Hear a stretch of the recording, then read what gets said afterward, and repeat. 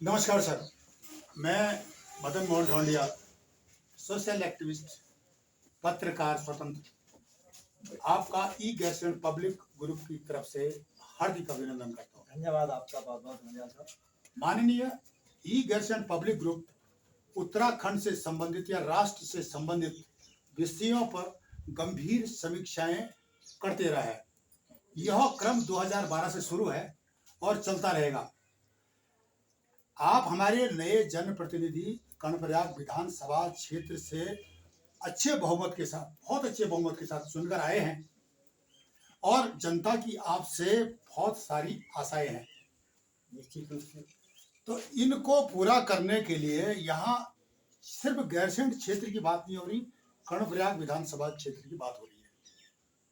उदाहरण के लिए गैरसैंण का जो एक क्षेत्र है जो कि राजधानी के लिए चयनित किया था कांग्रेस ने, जबकि जनता बोल रही थी कि हमें राजधानी नहीं चाहिए, हमें विकास चाहिए।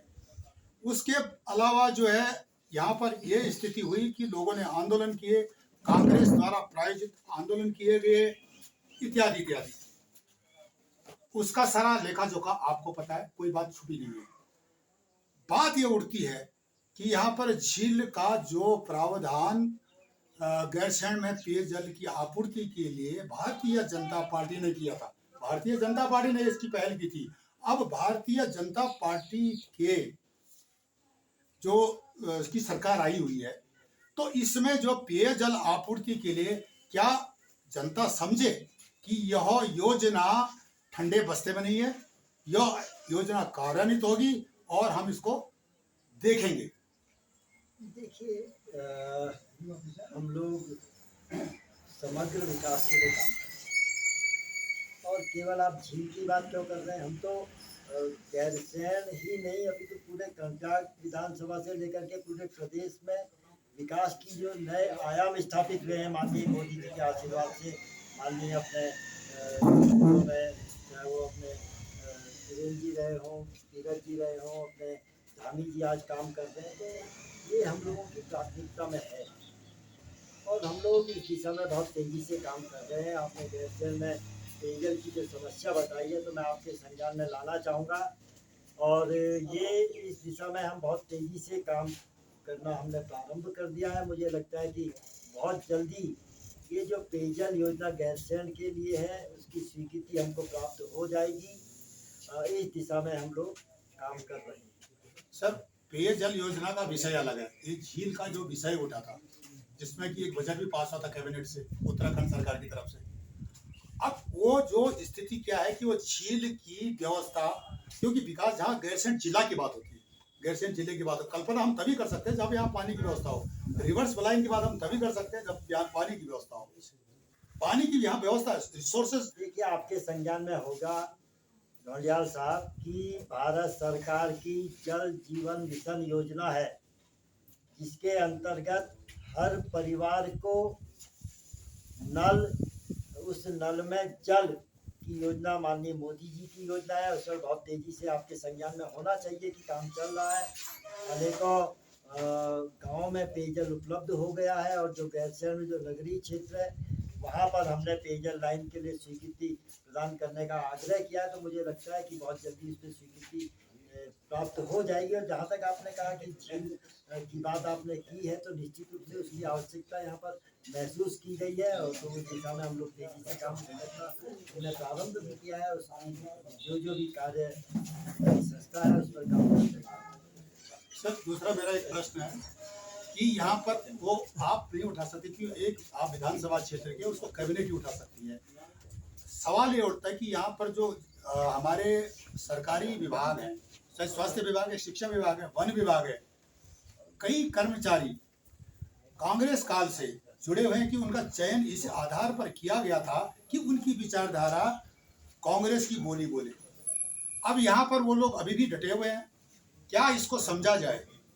जिस प्रकार से हम सुनते हैं लोगों के हाथ से, या हम सुनते हैं, पढ़ते हैं मीडिया के थ्रू कि यहाँ माफिया तंत्र हावी है उत्तराखंड के विभागों में, ये क्या इसमें सुधार होने की संभावना है?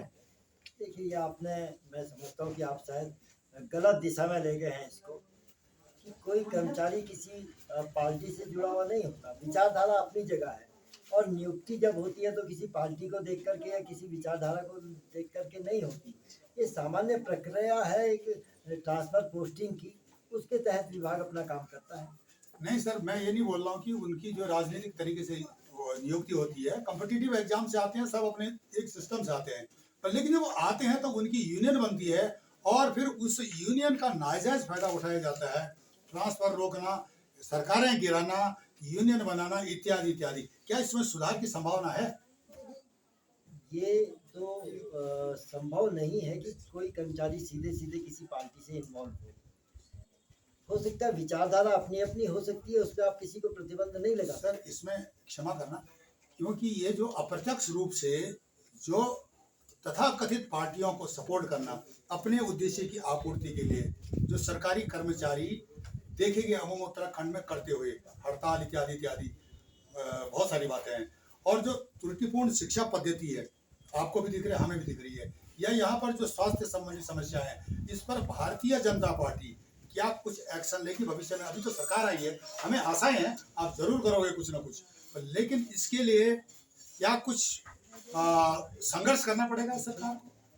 देखिए, सरकार संघर्ष नहीं करती है। आपके ध्यान में रहना चाहिए कि सरकार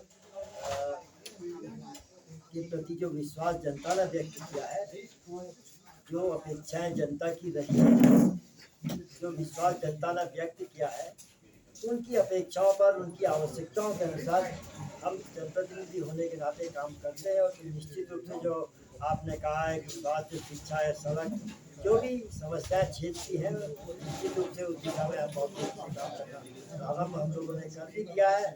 और आने वाले समय में जो भी और समस्याएं हमारे सामने आएंगी, निश्चित रूप से हम उसके समाधान के लिए काम करेंगे। सर आपका बहुत बहुत धन्यवाद, आपने बिल्कुल सही जवाब दिया कुछ सवालों के, और हमारे पर अगर कुछ समस्याएं आती हैं तो ई गैरसैंण पब्लिक ग्रुप आपके साथ खड़ा रहेगा। आपकी आवाज को बुलंद करने के लिए पूरी गैरसैंण की जनता आपके साथ है। तब तक नमस्कार, धन्यवाद।